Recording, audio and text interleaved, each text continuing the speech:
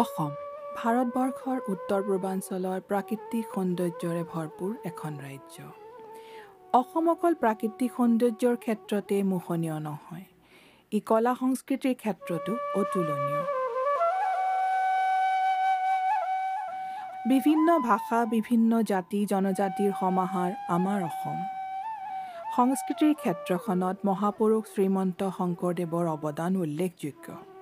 মহাপুৰুষজনাই ধৰ্ম, ভাষা আৰু সংস্কৃতিৰ দোলেৰে সমগ্ৰ অসমৰ জনসাধাৰণক একগোট কৰি এটা স্ব-মৰ্যাদাসম্পন্ন জাতি হিচাপে গঢ়ি তোলাৰ মানসেৰে সত্ৰসমূহত নৃত্য, নাট, ভাওনাৰ সৃষ্টি কৰিলে।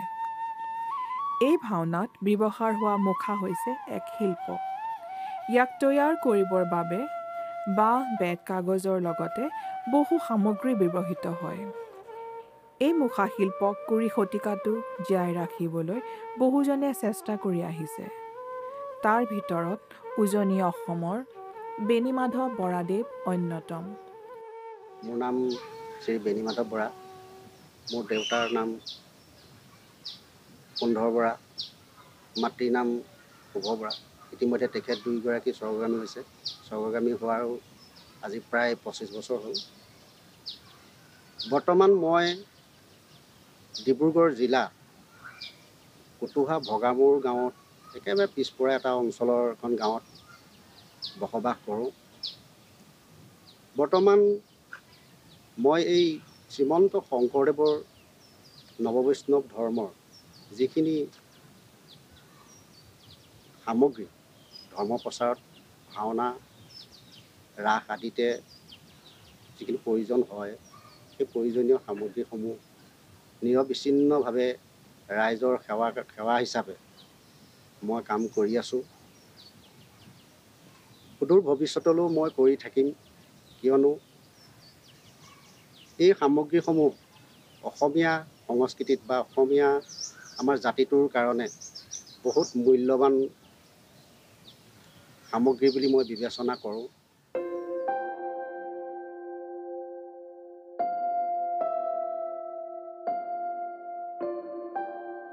চহৰৰ জাকজমকতাৰ পৰা দূৰৈত অৱস্থিত এই গাঁওখন আজিও বহু পিছ পৰি আছে।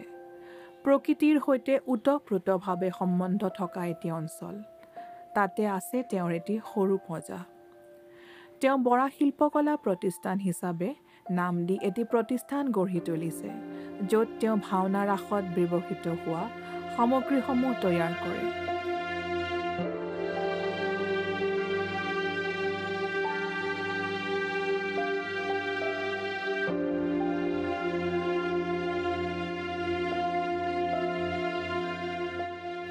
বেণীমাধৱ বৰা এজন শাৰীৰিকভাৱে সক্ষম ব্যক্তি। যোৱা ৩৪ বছৰ কাল ধৰি তেওঁ মুখা শিল্পৰ সৈতে জড়িত হৈ আহিছে।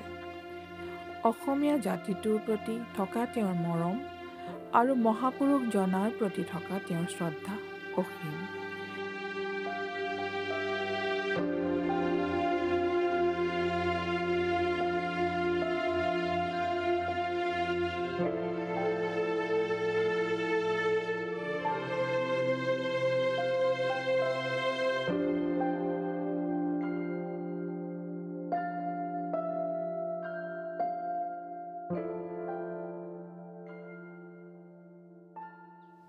মোৰ জীৱিকা হিচাপে মই যদিও এজন বিশেষভাৱে সক্ষম ব্যক্তি, মই জীৱিকা হিচাপে বাঁহ বেতৰ কৰ্ম কৰোঁ, চাইকেলো মেৰামতি কৰোঁ। সেইটো মোৰ জীৱিকা। দেউতাৰ ভাগৰ সম্পত্তি হিচাপে, পৈতৃক সম্পত্তি হিচাপে কেইডৰামান মাটি আছে। সেই মাটিকণ মই নিজে খেতি কৰিব নোৱাৰোঁ। মই আধিলৈ দি পেলাই মাত্ৰ অলপ দিনৰ কাৰণে মোৰ আহাৰসমূহ মই গোটাওঁ। তাৰ মাজতো মই বিভিন্ন ধৰণৰ বাধা নেওচিও এই যে শ্ৰীমন্ত শংকৰদেৱৰ গুৰুজনাৰ সৃষ্টি যি ভাওনা সংস্কৃতিৰ লগত জড়িত যিসমূহ সামগ্ৰী, মুখা, যেনে আপোনালোকে দেখিছে মোৰ হাততে এইটো যি লৈ আছোঁ, এনেধৰণৰ কিছুমান সামগ্ৰী মই প্ৰয়োজন সাপেক্ষেই মই বনাই গৈ থাকোঁ। আৰু মই এইটো অঞ্চলৰ সকলো মানুহকেই মই আবেদন কৰোঁ, আহক, মোৰ ওচৰলৈ আহক। মই বিনা পইচাত আপোনালোকক মই প্ৰশিক্ষণ দিম আৰু সেই অনুপাতে আহে।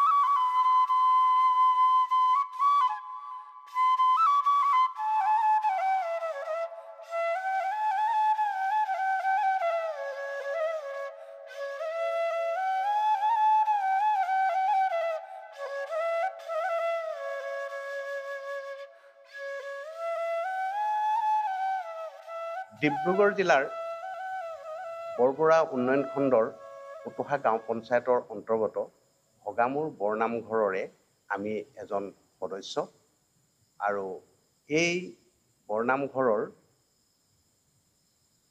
বেণীমাধৱ বৰাও এজন সদস্য। তেওঁ শাৰীৰিকভাৱে সক্ষম ব্যক্তি। তেখেতে মুখা শিল্পৰ লগত জড়িত। আজি 1990 চনৰ পৰাই তেখেতে আজি প্ৰায় 34 বছৰ কাল তেওঁ জড়িত হৈ আছে আৰু তেখেতৰ মুখা শিল্পৰ যথেষ্ট পাৰ্গতালী আমি দেখিছোঁ। আমি গৌৰৱ অনুভৱ কৰিছোঁ।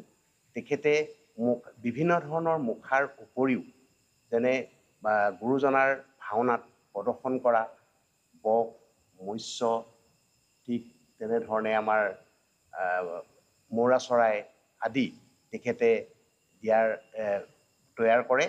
তৈয়াৰ কৰাৰ পাছত তেখেতৰ আমাৰ বৰনামঘৰতেই যথেষ্টখিনি আমাৰ গুৰুজনাৰ ভাওনাত আমি প্ৰদৰ্শন কৰা হয় আৰু তাৰোপৰিও বিভিন্ন ধৰ্মীয় অনুষ্ঠানলৈ অঞ্চলৰ বা আমাৰ প্ৰায় জিলাৰ বহু ঠাইত তেখেতৰ এই মুখা আৰু তেখেতৰ গুৰুজনাৰ ভাওনাত যি ব্যৱহাৰ কৰে নি পেলাই তেওঁৰ পাৰদৰ্শিতা উন্নতি হৈছে আৰু তেখেতক লৈ আমি গৌৰৱান্বিত হৈছোঁ।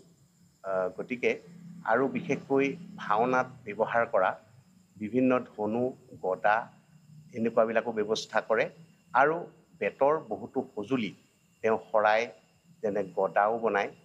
ঠিক তেনেধৰণে যিখিনি যাৱতীয় বস্তু সেইখিনি তেওঁ বনাই আমাক গৌৰৱান্বিত কৰি তুলিছে।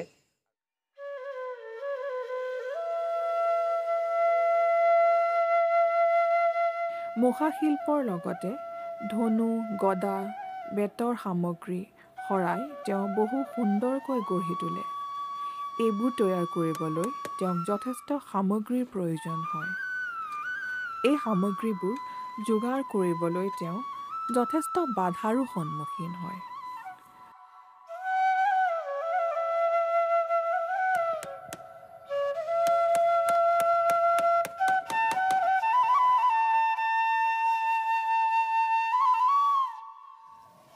নদীদ্বীপ মাজুলী সত্ৰ নগৰী, এই সত্ৰ নগৰীত এই মুখাৰ প্ৰভাৱটো বহুত বেছি। কিয়নো তেখেতলোকৰ তাত সত্ৰ বেছি।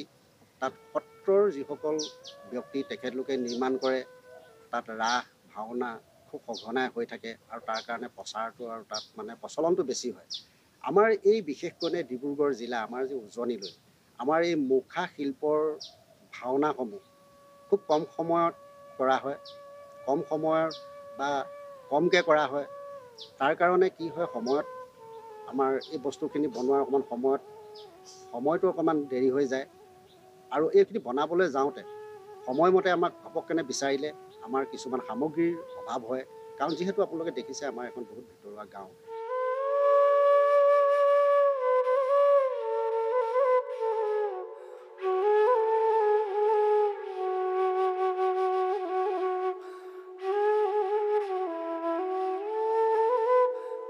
আমাৰ এই মুখা শিল্পৰ কৰ্মবিলাক কিছুমান অনুষ্ঠান প্ৰতিষ্ঠান যেতিয়া আৰম্ভ হয় তেতিয়া বেছিকৈ প্ৰস্তুত কৰা হয়।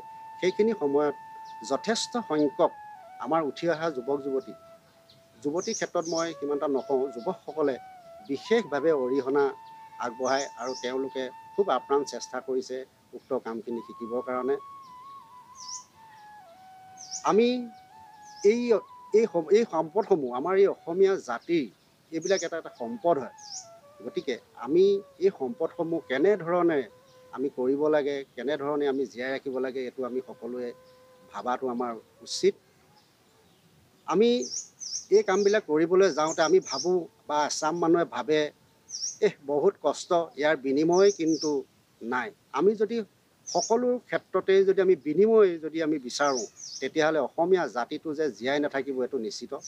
কিয়নো এনে উদাহৰণ আমাৰ উপৰি পুৰুষত বহু সংখ্যক স্বনামধন্য ব্যক্তিৰ অৱদান আমাৰ অসমীয়া জাতিয়ে দেখি আহিছে, শুনি আহিছে। উদাহৰণস্বৰূপে আপোনালোকে চাওক, ৰূপকোঁৱৰ জ্যোতিপ্ৰসাদ আগৰৱালাদেৱে অসমত প্ৰথম অসমীয়া বোলছবি নিৰ্মাণ কৰিছিল জয়মতী। সেই সময়ত জয়মতী নিৰ্মাণ কৰিবলৈ যাওঁতে বহুত ঘাত প্ৰতিঘাতৰ সৃষ্টি হৈছিলে। সেই সময়ত আমাৰ বিষ্ণুপ্ৰসাদ ৰাভাদেৱে যিখিনি আমাৰ কলা সংস্কৃতিৰ কাম কৰিছিলে, বহুত ঘাত প্ৰতিঘাতৰ সন্মুখীন হৈছিলে। ঠিক তেনেধৰণে আজি সেই একে ধাৰাবাহিকভাৱে এনেকুৱা কিছুমান শিল্পকৰ্ম জীয়াই ৰাখিবলৈ আমিও বহুত ঘাত প্ৰতিঘাত অতিক্ৰম কৰি বৰ্তমানেও এই কামখিনি কৰি গৈ আছোঁ। আমাৰ যদিও আমি এজন বিশেষভাৱে সক্ষম ব্যক্তি, কিন্তু আমাৰ মনৰ যিটো সাহস, মনৰ সাহসেই হ'ল আমাৰ শৰীৰ। আৰু মনৰ সাহস যেতিয়া নাথাকিব, আমাৰ শৰীৰ যিমানেই সুস্থ নাথাকক কিয়, আমি কাম কৰাত বহুতখিনি আমাৰ অসুবিধা হ'ব। গতিকে মই আপোনালোকসমূহ আমাৰ দৰ্শকক মই আবেদন জনাওঁ, আমাৰ এই অসমীয়া সংস্কৃতিৰ লগত জড়িত যিকোনো শিল্পকৰ্মই আহক, আমি একেলগে আমি এই কৰ্মসমূহ জীয়াই ৰাখোঁ।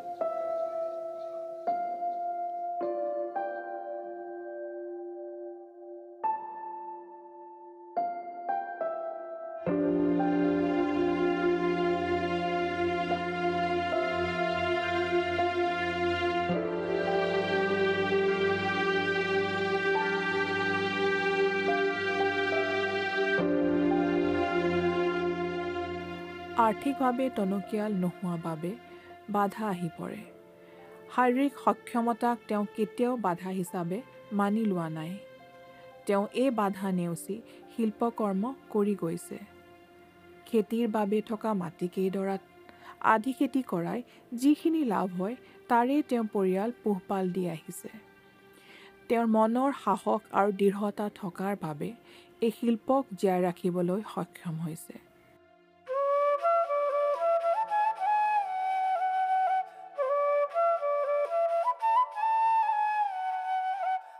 তেওঁ উঠি অহা প্ৰজন্মক শিকাবলৈ সদায় আগ্ৰহী।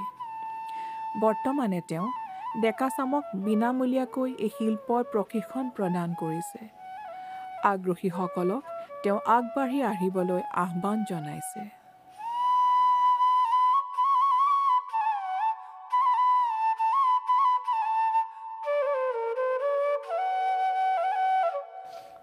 এটা কথা উল্লেখযোগ্য যে তেওঁ তৈয়াৰ কৰা বহুতো সামগ্ৰী সংৰক্ষণৰ অভাৱত নষ্ট হ'বলৈ ধৰিছে। তাৰ কাৰণে তেওঁক এটি সংৰক্ষণ ঘৰৰ প্ৰয়োজন। আৰ্থিকভাৱে টনকিয়াল হ'লে এই ব্যক্তিগৰাকীৰ হাতত আৰু নতুন শিল্পৰ সৃষ্টি হ'ব। আমি আৰু চৰকাৰখনে তেওঁক সহায় সহযোগিতা আগবঢ়ালে এই শিল্পীগৰাকী আৰু তেওঁৰ এই শিল্পক জীয়াই ৰাখিবলৈ সক্ষম হ'ম।